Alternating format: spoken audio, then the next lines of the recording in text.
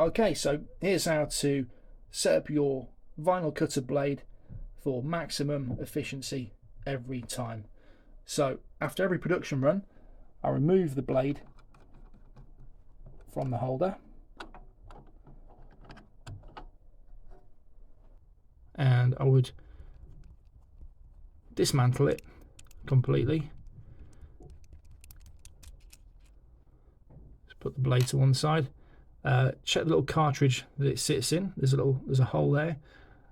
This very easy for this to get clogged up with little bits of vinyl, especially if you've been doing smaller, intricate jobs. So just make sure that's all clean, and then inspect the blade itself. And just give that a quick wipe.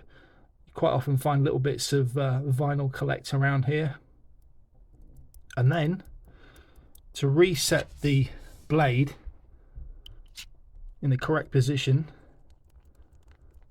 just wind it back in.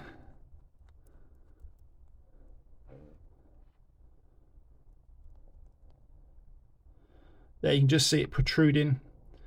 I would say that's too much. And a good rule of thumb, if you can get hold of something like a loyalty card, I don't know how well I'll be able to do this on the camera, but if you can get the blade to sit about halfway up the thickness of a loyalty card, that should be a good rule of thumb, because there is a little bit of give in the machine. Just wind that down to somewhere about there,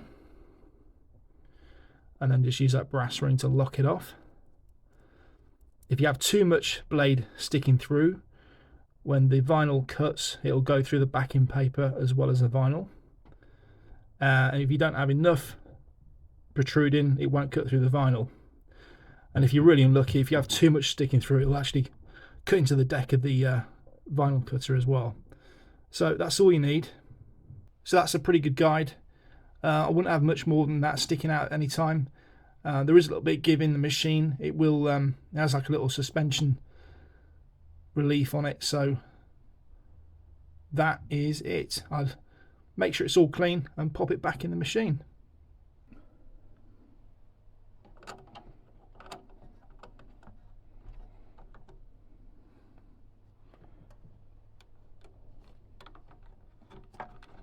Give that a tighten. As you can see, there is a little bit of give on the head there, so it will move around.